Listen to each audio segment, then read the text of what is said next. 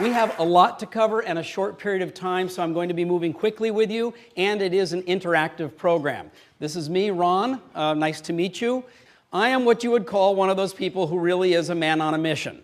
I'm one of those guys who loves what he does, is passionate about it, and enjoys bringing it to different audiences all over the world. I think I'm going to enroll you in the mission, and we'll check on that by the end of the day.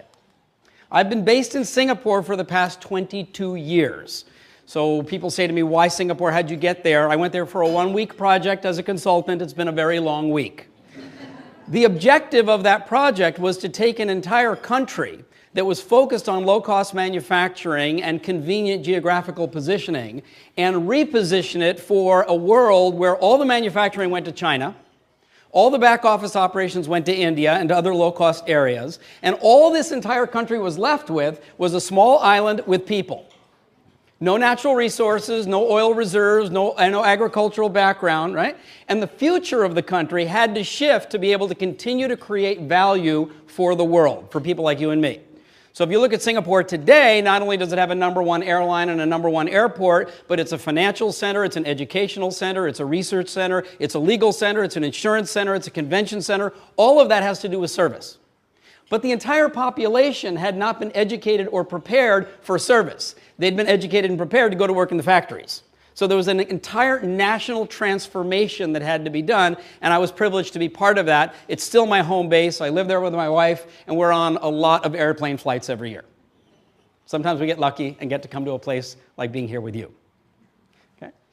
The program will require that you have a partner. You need another human being that you can talk to, ask questions, listen to what they have to say. So I'm going to ask you in just a moment to choose someone to be your partner, but I'll make it easy. Would you please rub your hands together? Just rub your hands together. Okay, clap twice. Hands up. When I say go, all you have to do is turn right or turn left and say to the person next to you, please be my partner. Ready? Go. Go.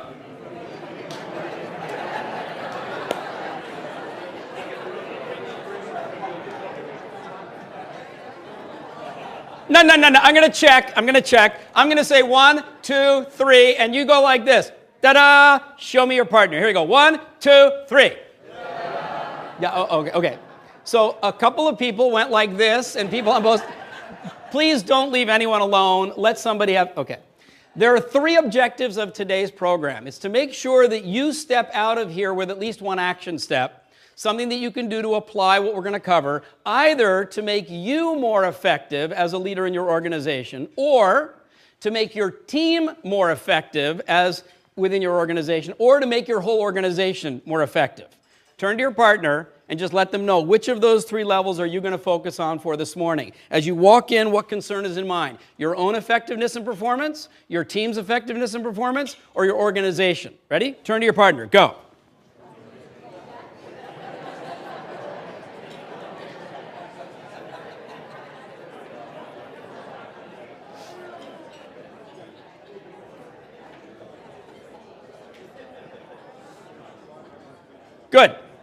Good.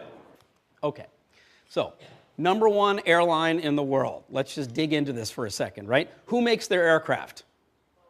Boeing and Airbus. Who makes the aircraft for almost every other airline on the planet? Boeing and Airbus. So it's difficult to differentiate based on that, right? Do you think that they're #1 because they fly to better airports? Better travel agents? Better website? No, but they've differentiated in a way that has allowed them to become not only ranked #1, but one of the most profitable airlines in the world in an industry where airlines go out of business from time to time. Yeah? How'd they do that? Yeah, they differentiated based on the service experience. Now, by the way, they actually have 2 cultures.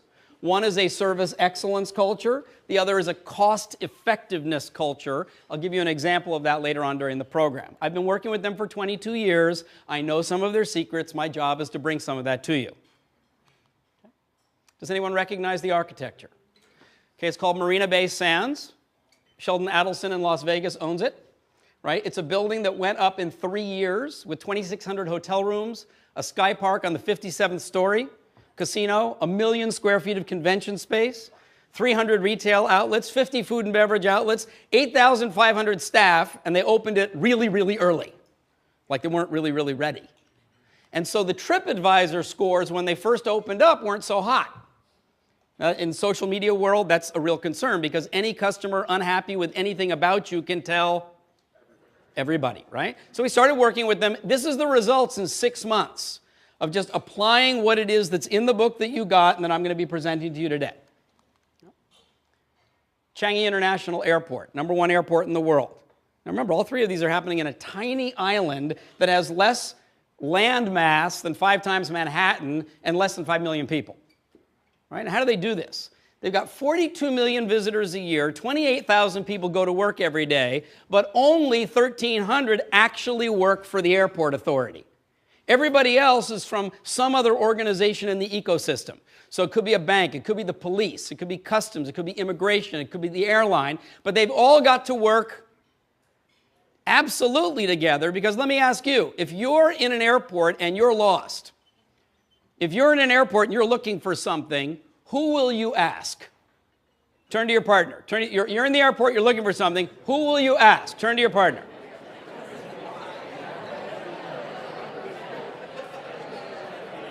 Who? Who will you ask? Anyone. Anyone that looks like they work there, right? Which means the person who works in the pharmacy needs to know where the gates are. The person at the gate needs to know where the post office is. You need everybody being willing and ready to take care of everybody else. Clear? So it's an entire service ecosystem. And then we've created that with this kind of a mission. Many partners, many missions, one Changi. This is the problem in most large organizations. We recruit for this, marketing says that. We pay for this, we promise that. The customer asks for this, the boss focuses on that. I can see you're already giggling over here at the table, which means this looks familiar. Okay, my work with organizations and my objective with you is to make this look like that. By the way, that's all Singapore Airlines has been doing for 39 years. It's not that they're spending more, they've just figured out how to take every single thing that could impact the overall culture of an organization and get them aligned with each other to produce a common result. I'm going to check right now and see how aligned we are in this room. You know that the fundamental topic of the talk is about service. So what is that? This is not an unusual word. If you're working in business, you've heard the word. If you're a consumer, you're concerned about the word. But what is your definition of this simple word, service? So I'm going to propose a fundamental definition, and then we'll see whether it works for your job and your position in your organization. Okay? Would you agree with me that service only happens if someone does something for someone else? Okay? So service means taking some kind of action, right? Service doesn't sit in a box up on the shelf. Now, the action that you take has got to be something that matters to the person that you're doing it for. True? Some people would say it's got to be what they need. Some would say it's what they want. Some would say it's to their expectations. Some would say create satisfaction. I'm going to say that all of that is about creating value. So here's a simple definition. Service is taking some action to create some value for someone else. Okay, if it's self-service, you're taking the action to create value for yourself. Right? But I want to check on this because we have people in the room who do investment, who do construction, who do research, who do facilities management. Does this definition make sense given what you do in your organization? Is there some action you're responsible for and the purpose of it is to create some value for, and that someone else could be your end customer, it could be your internal colleague, it could be somebody within your economic ecosystem, it could be the government, right? Does this definition make sense for you? Are you taking some action, the purpose of which is to create some value for, so I'm going to call that service. Now, let's move ahead here. What then is excellence in service? What is excellence in service? Excellence in service, like service performance, is giving somebody a higher experience, right? Well, they would say not only was that of good value, but it was better value. What is this? What is a culture of service excellence? I just want to pause because I know we have a lot of engineers in the room, right? I mean, frequently people hear the word service and they go, oh, that's the soft side, right? That's the after-sale customer service side of things. I think you can see that's not the way I think about it. Often you hear the word service, people say it's the soft side, then you add the word culture, and they think it's really fuzzy. Like humanities only, right? Not the case. Talk to your partner for a second. What is a culture where everyone understands and is committed to and takes action to create an excellent service experience? More value for someone else. Talk to your partner. What is that?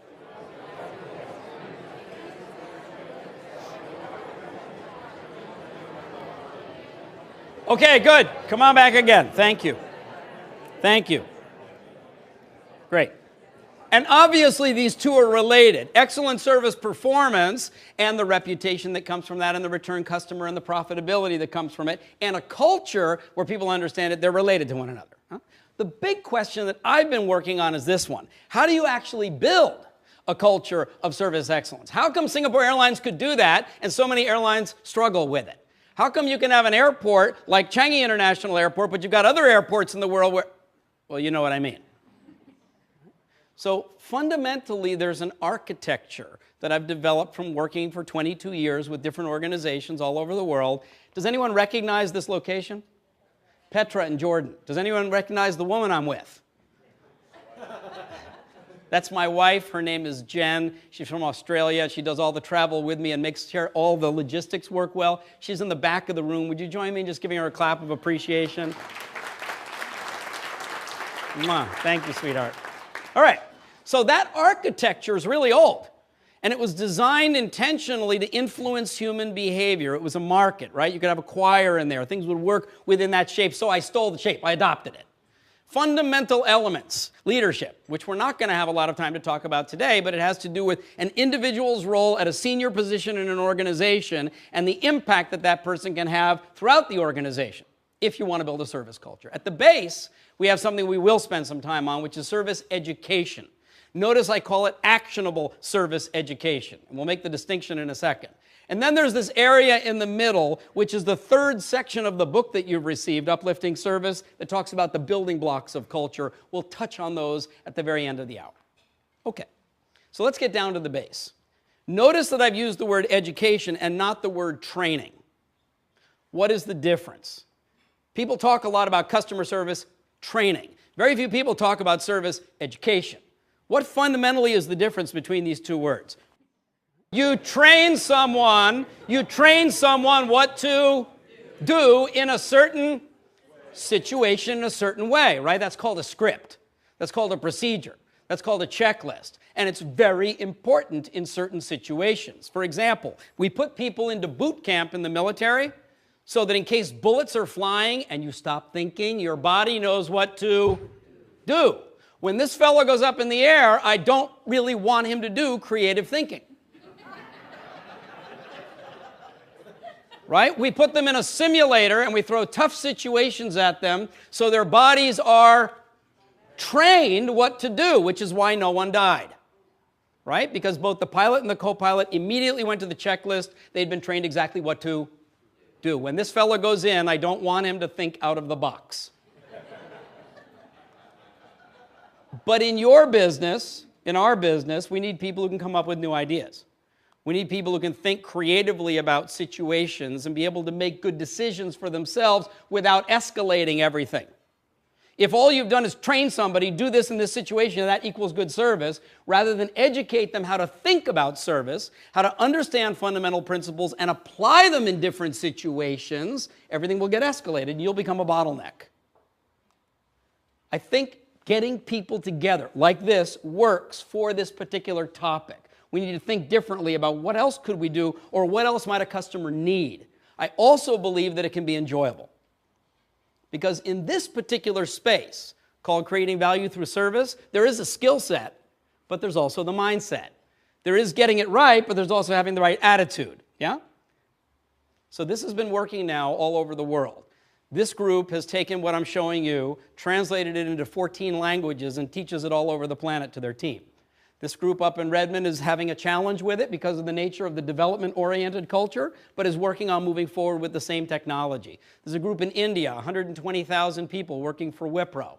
This is a group of investment bankers in London, actually enjoying learning about giving people better service. This is in the Middle East, a group of people from a whole range of different companies, some of whom you serve. These are students in Singapore who are learning what I'm teaching you before they go out to get their first job. Interesting. They're going to go out and compete with everybody else who got a similar degree from a different institution, but when they go out, they can say, I also already understand what is a customer, what is service, what is taking action to create value, and I have my degree. Please hire me. So let's work on one of these right now.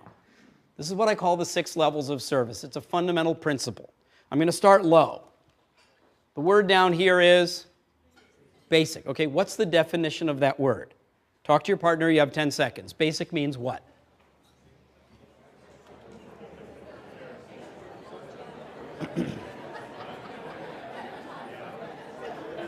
Okay, yell it out, tell me. Basic is fundamental, basic is minimum, basic is? Basic is basic, thank you. That's basic. So basic is the minimum, but I'm going to refer to this as what I call the bare minimum. And an example that most of you would have experienced at some point in your life would be to get into a taxi that smells bad, with a driver who's in a bad mood, and he's a bad driver, right? Did you enjoy the ride? No. Did he get you to your hotel?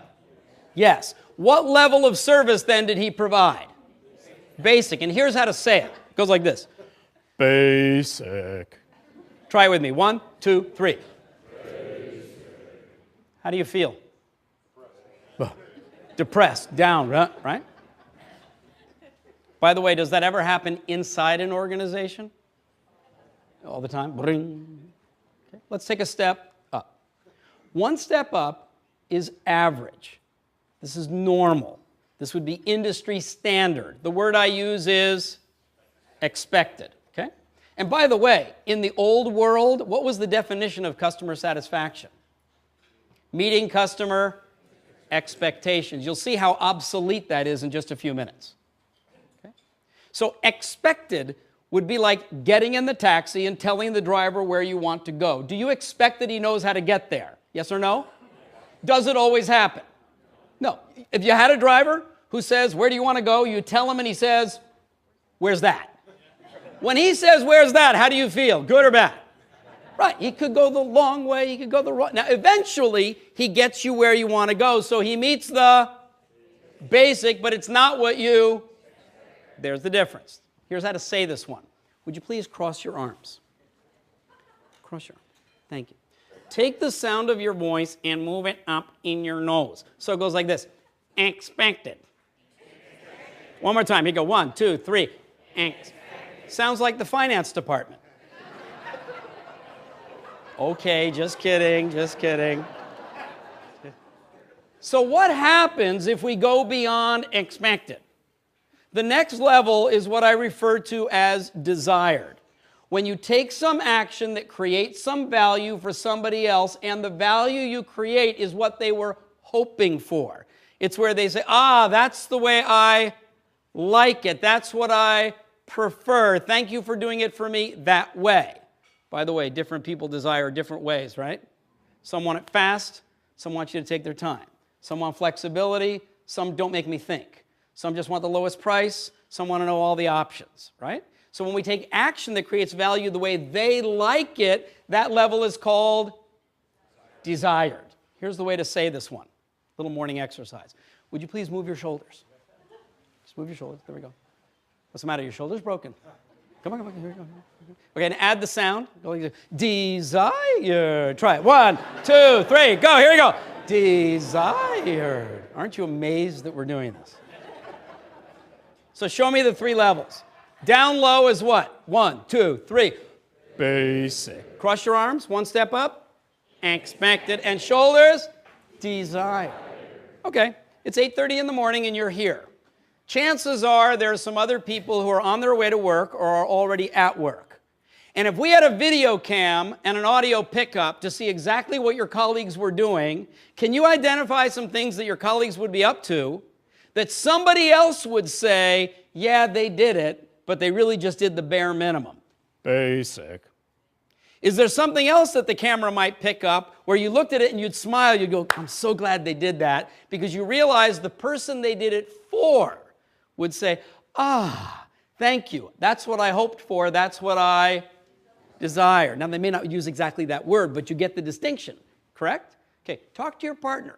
Does this actually happen where you work, that some people go to work and they do what they do, but the other person's experience of it is down here, and that at other times, the other person's experience about it, colleague or customer, is at a much higher level? Talk to your partner, please. What's going on at your company right now?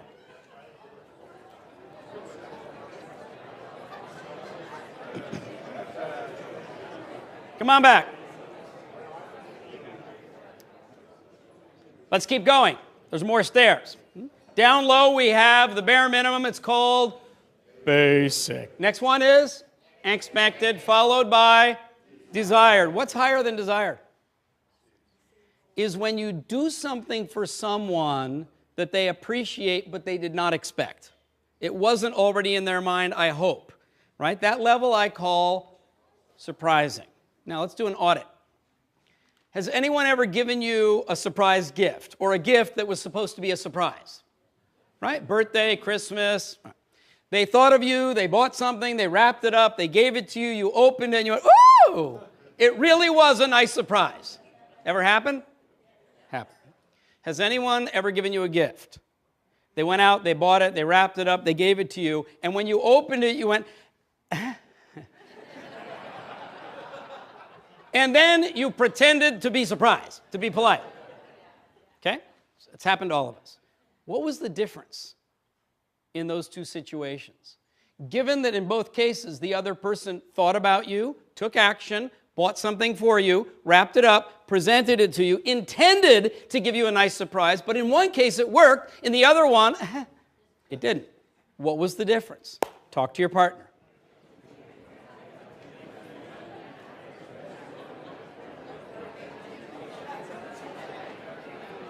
That's right. That's right. The fundamental difference goes back to the fundamental definition of what is service. Service is taking action to create value for someone else. So in the case of, they actually got something that you value. They understood you. They were current, right? They got you didn't expect it, but you liked it.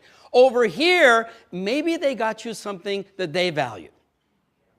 Ever get one of those? Oh, I love it. I'm sure you're going to love it too. No.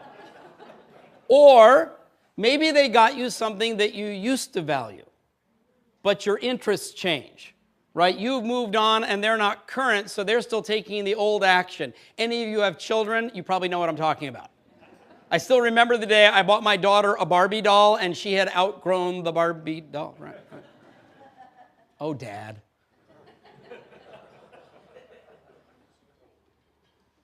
Now, what's higher than surprising is what I'll refer to as astonishing or incredible. I call it unbelievable.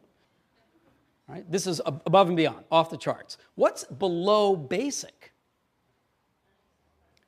is when you don't even meet the minimum expectations, right? When you literally violate some minimum legitimate expectation of the service you provide. That's terrible. It's awful. I call it.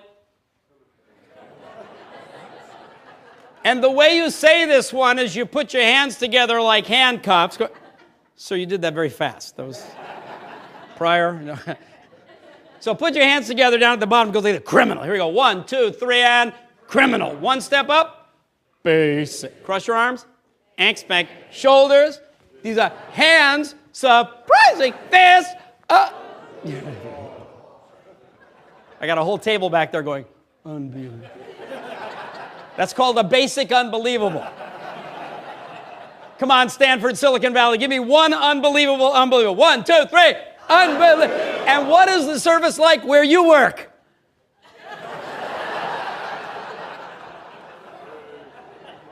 That was the most thoughtful pause I've heard around the world in a long time. Okay, important question. Where is excellence on the 6 levels? Excellence is not one of the words that I use to define 6 levels of service. And by the way, this applies to internal service providers, external service providers, service leaders, managers, supervisors, frontline, customer-facing, internal-facing. It makes sense for anybody. But my question is, where is excellence on these 6 levels? Why does one person say excellence is just meeting expectations on a consistent basis, hitting the service level agreement, doing the KPI, following the procedure? And somebody else is saying, no, we got to blow the customer away. Right? People have different opinions about this because these 6 levels are not fixed. This is not stairs. This thing is an escalator. And it's always going down. And what I mean by that is any organization in the room that does something new, the first time it's new. The next time it's not new, it's nice. And then nice becomes normal, and the normal becomes no big deal, and the escalators are going faster and faster and faster. Here's proof. Don't laugh. That cost Google $12 billion. Come on. But today we laugh. When it first came out, it was unbelievable. Today, basic. So back to my question. If the stairs are slipping down faster and faster and faster, what does that mean? Where is excellence on the 6 levels of service? Talk to your partner again. Where's excellence if the stairs keep slipping down?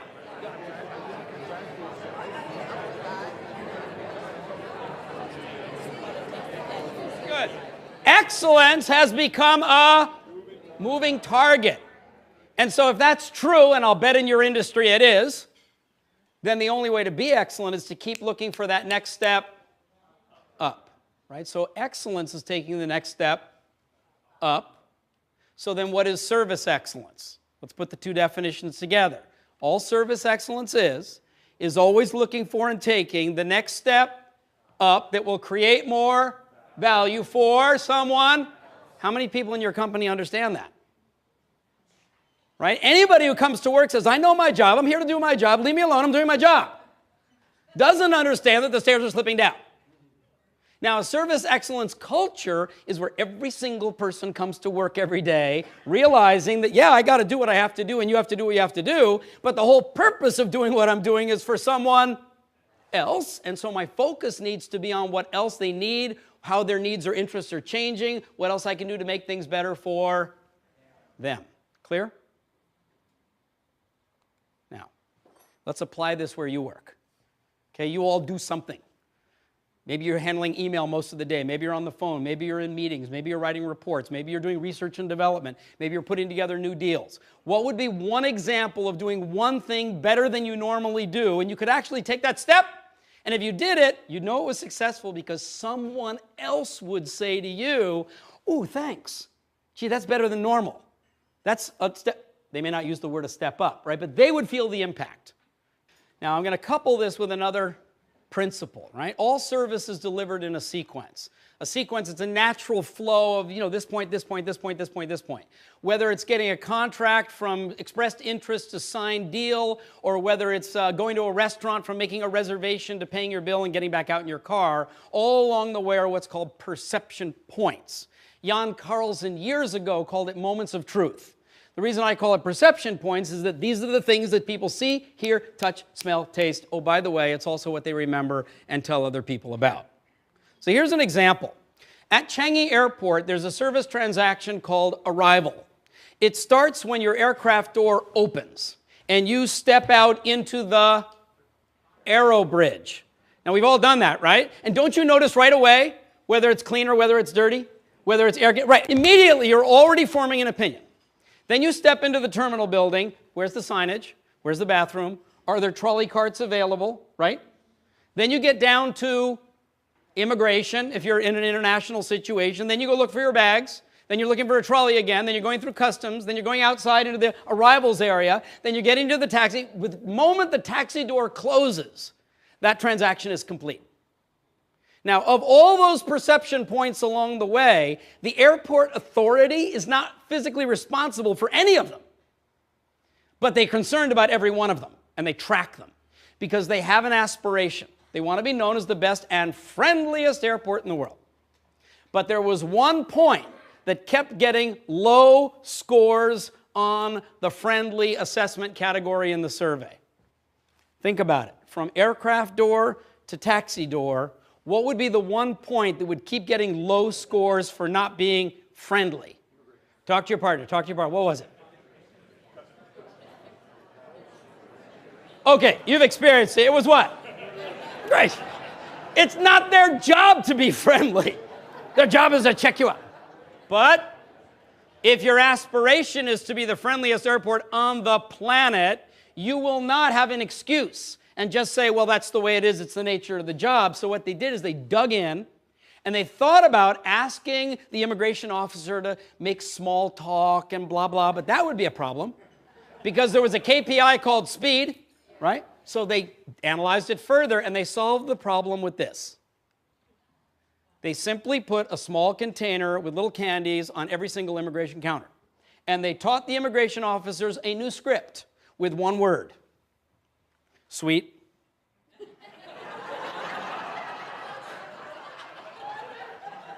That's it. Passport? Sweet. The friendly scores shot up. Now, this airport is not just about giving you a piece of candy. I mean, they are really drilling into creating a surprising, personalized, stress-free experience for 42 million people a year. So they put a butterfly garden in the airport. Now, one of the building blocks is called service benchmarking.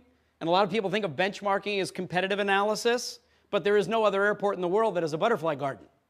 So where did they get that idea? Well, where else in the world do families go and have to spend some time, and sometimes there's high stress? Hospital, hospital. And some of the best hospitals in the world have gardens, and then some of the best gardens in the world are butterflies, where you can literally just stand still and they'll come and land on you, and you'll leave there going, what an airport. They have a 4-story slide to tire your kids out. Wouldn't you appreciate that? What's that got to do with aircraft? It has everything to do with this, which is what drives them. They're after giving you an experience, and whatever it is they can do to improve the value of your experience, to them, that's what turns them on. Now, this is B2C, what we were doing. This is pure B2B. Vopak is the largest chemical and oil storage company in the world. Shell, ExxonMobil, Texaco, etc. are all storing with these guys all over the planet, right? They took the same technology and they mapped out all of the perception points on a very common transaction when a customer comes to the terminal. But then they did the hard work. They drilled down under every point to see at that point what would be criminal, basic, expected, desired, surprising, or unbelievable. And because they have terminals all over the world that are doing the same thing, they could share easily now best practices, innovative things. Let's try this. It worked in this culture. It didn't work with that. That's what this customer appreciates. They keep it all in a database. Now, you get it? Oh, then they did it again for visiting a customer at their office. And then they did it again.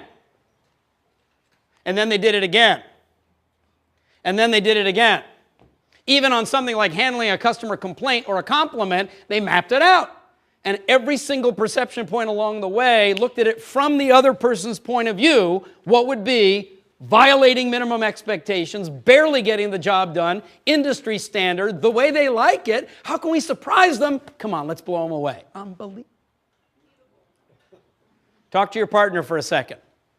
What might happen if people in your organization used a simple mapping process like this and actually drilled in to look at all of those points? Would they be able to find some points that could be stepped up? Would they notice some that had slipped down? Would they see spaces where they can take action to improve? Talk to your partner, please. Go.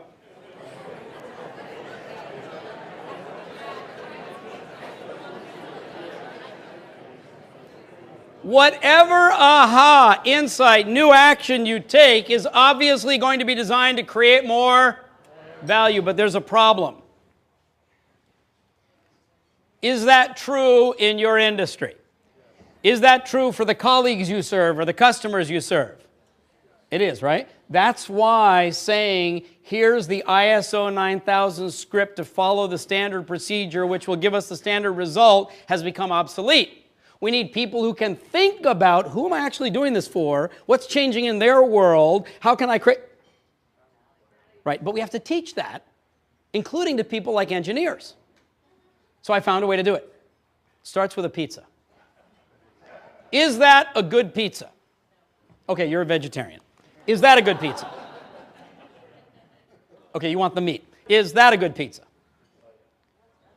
Oh, better. Okay, but okay. If you want the best pizza on the planet, I mean, if you want that, thin crust and the special cheese and the spicy olives, right? If you want, really experience in your life one of the finest pizzas ever made, where do you go? Italy. You buy a ticket, you go on vacation, you go to Italy, Okay, let me check. How many of you, when I said best pizza on the planet, you thought, I'll just call them? Give these guys a buzz, right? Do they sell the best pizza on the planet? Do they sell a lot of pizza? How come? If it's not the best pizza, how come they sell so much pizza?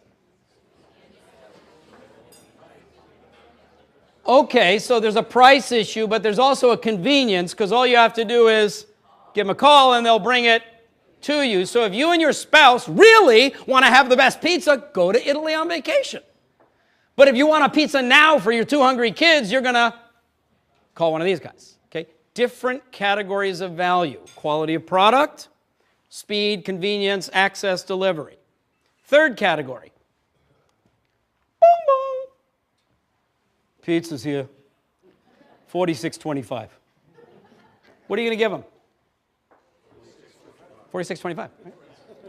Now, what happens if the same guy, boom, boom, you open the door, you got your kid, he goes, hi, dinner's here, hot pizza. Do you like pizza?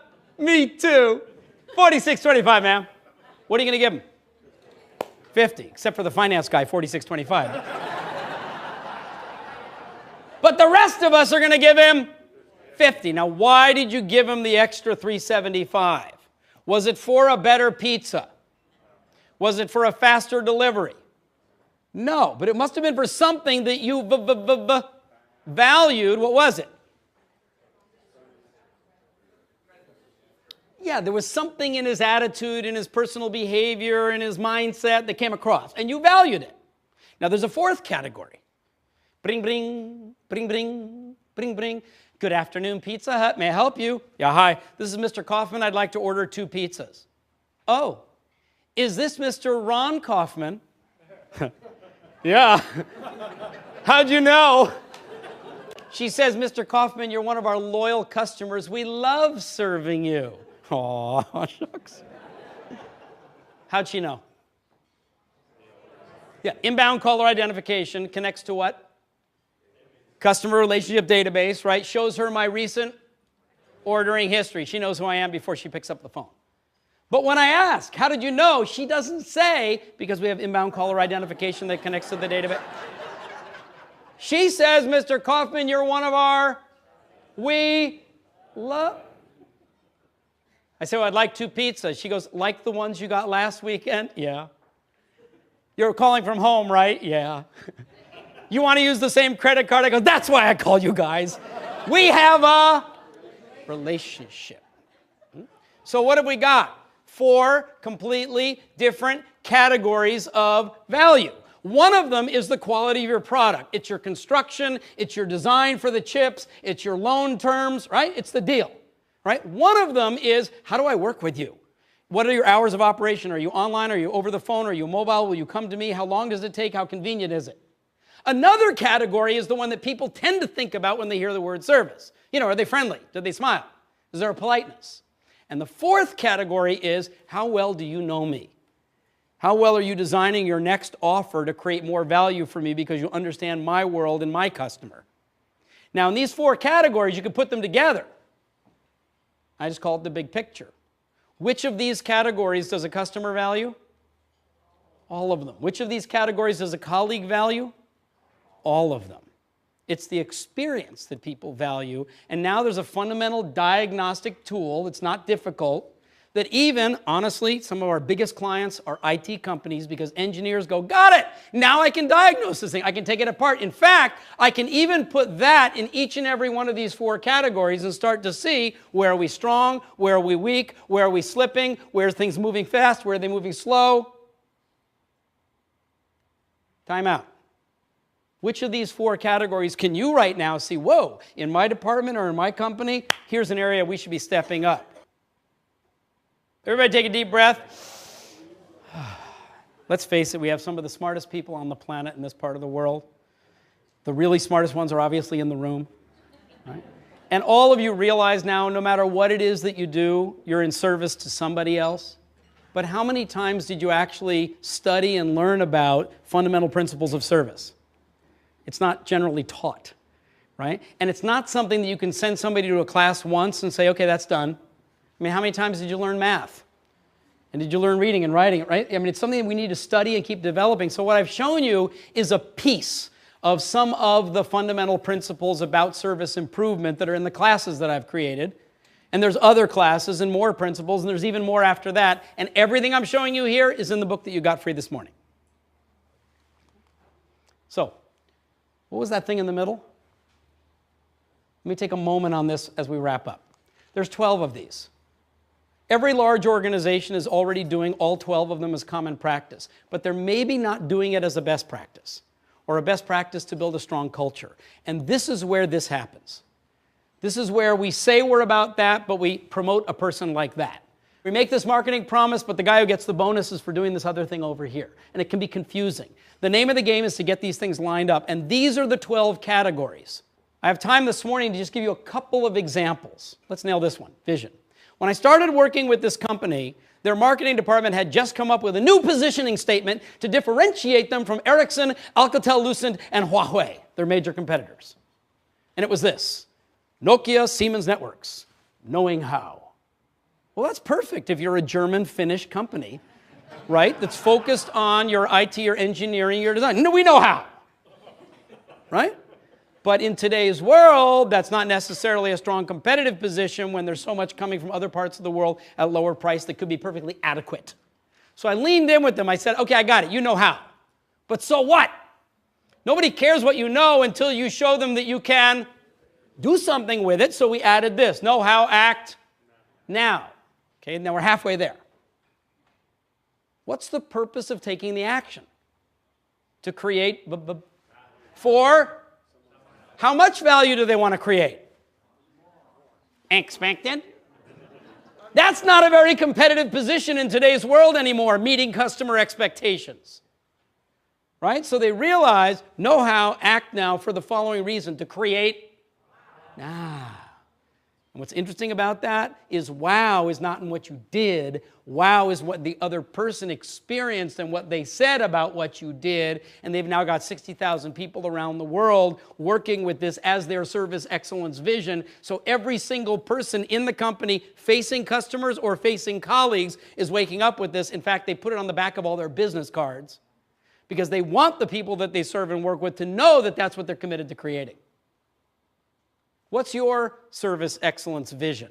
On the building block called service communication, what's on the screensaver? What's at the bottom of your signature file? What's in that video clip that the CEO did? What's on the agenda for the meeting? What's on the walls? So, Changi Airport, 28,000 people every single day. First thing, they have to go through security. Second thing they see, boom. Oh, now if you turn right or you turn left, you walk down a long hallway, and on that hallway, constantly, ceiling to floor, are these major posters that all have one common theme. And every time I go to the airport, I walk down that hall. I like to go through the staff entrance just to kind of see what's going on. Every single quarter, all these posters change. But they're just constantly about service. Now, I get that this is a B2C service environment. That's what they're really about. But how do you become number one in the world? By keeping that topic, service, service, service, on people's minds. So what's on the walls where you work? Really? What's in that pantry area? What's on your screensaver? How long has it been there? How fresh is it? Right? Everything I'm showing you here, every quarter, it changes. Now, if you don't have really cool-looking walls, at our website, there's 100 high-resolution posters in color, all copyright provided. You can download them for free, print them out. Don't put 100 on your wall all at once, okay? But you can go there and get them all and then use them. Here's an interesting one. This is where Singapore Airlines really stands out and makes a lot of money. Now, when people see this, they usually think about money. Singapore Airlines goes the other way. They are cost-effective on the inside, service excellent on the outside. So if you see it, they'll spend money on it. If their staff see it, and the staff are proud of that. They've created a very intense culture. So the most prestigious award that you can win is called the Managing Director's Award. What did they do? They named an award after the top person in the company. Who? But it didn't cost them anything. Number two, the only way you can win the award is by doing something that aligns with their vision, which is service even other airlines talk about. So you can't win the award for following procedure. You have to do something that some other airline would say, wow, did you see that? Then the award itself is a dinner with the managing director. Doesn't cost much because the airline caters the dinner. During the dinner, they take a photograph of you, if you're the winner, receiving an award, which is a certificate, piece of paper, with your mother or your father or your husband or your wife standing in the picture too. So you get the certificate and you get a copy of the picture. Where does the certificate go? Up on the wall. Where does the picture go? Goes home. What's the impact of that? Everybody's family is also now tied into the fact that the person works there. In Asia, that means she can never quit. Then they take the same story and they write about it in the newsletter that goes out to 25,000 staff in 65 stations all over the world. That doesn't cost anything because they're doing it already. And they've created, look at that. It's not that they've spent more money. They've just focused themselves on always focusing all their people on creating the same outcome. Taking action to provide service that even other airlines would talk about. What kind of recognition can service providers get in your organization? What if somebody does an outstanding service recovery? What do they get? What if they come up with a service innovation for improvement between departments? How do they get recognized? What if a new person comes in and tries something new and does well? How's the other people in the company going to know it? It's a very interesting topic, this service recognition, because it doesn't have to cost anything. And you could do it with a text message as you're leaving here today just by thanking someone else. This gentleman is known as the Bill Gates of India. His name is Azim Premji. He's worth $14 billion. He owns a company called Wipro. Wipro is an IT company, a bunch of engineers, software developers. They do all kinds of back-end work, systems integration, convergence, thought leadership, etc. An engineer sent me this. I'd never met him because he was taught by somebody I taught to teach within his company. That's how we scale. Interestingly, in the red box were these metrics. Okay. They found some way to track an ROI or at least an impact of this service improvement effort. Found a way to measure what matters. I want to know what matters where you work. Some companies will say, well, service is nice to have, but it's not essential. If our technology is better, we'll win. Some people say it's really just about the price. So how would you know whether or not you're actually getting an impact, a return, on a service improvement program or a service improvement effort to improve inside your organization? Talk to your partner. What would you measure? What is it that matters?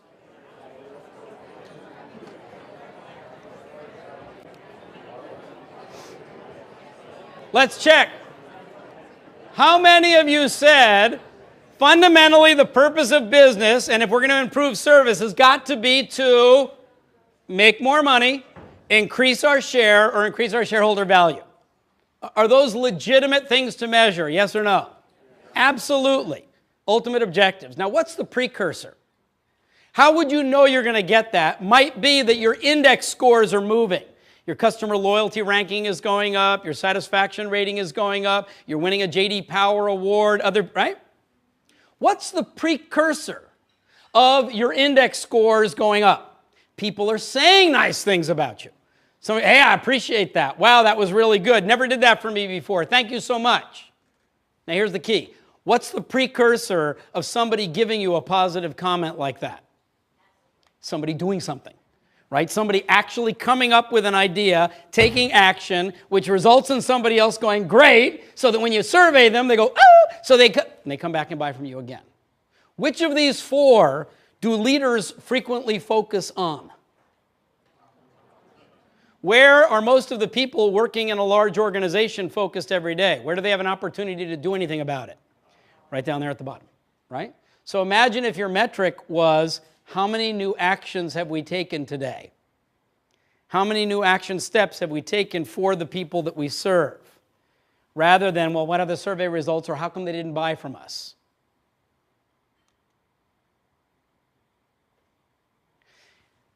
Some of these are easy to implement. You can tweak them like that. Some of these take an investment in time in a roadmap to actually use this as an architecture to engineer the development of a culture. Don't try to change everything all at once.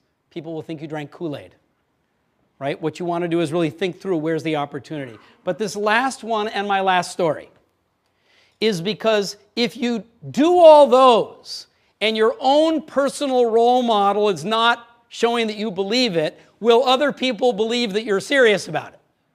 No. If you're working on the other ones, and they're not right yet, but you're working on it, but your personal role model is strong, will people believe you? Right. So, this was taken in Sweden. An American consultant went to a Swedish factory. He was from California. He wasn't used to the weather. He got picked up at the hotel by his Swedish colleague. They got to the factory really early. And the guy parks way at the far end of the parking lot away from the factory. Parking lot's empty, bundles up, and starts to walk across the parking lot to get to the factory. The American, no choice, is doing the same, and finally gets into the factory shivering, and looks at his Swedish colleague and goes, why did you park over there when all these things were empty here? And the Swedish guy looked at him and said, what, you don't understand? He goes, no, I'm freezing. He said, well, we're here early. I know, why didn't we park? No, but then we had all the time in the world to walk across the parking lot. It's our colleagues who come later, closer to the time that we open, who will need the convenience of being able to park closer to the building. Doesn't that make sense?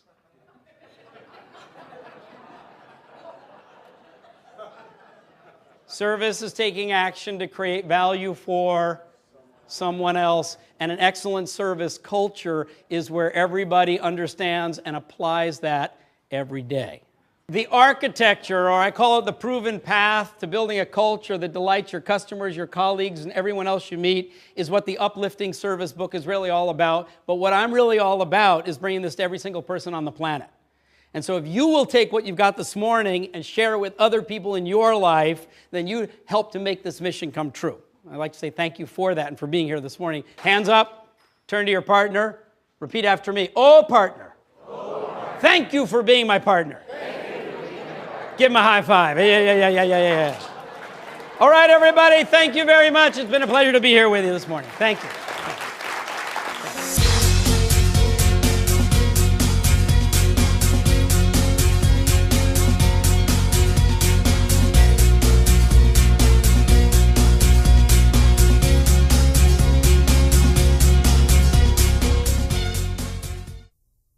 To order copies of this program or for information about other Stanford titles, please call 415-381-9363.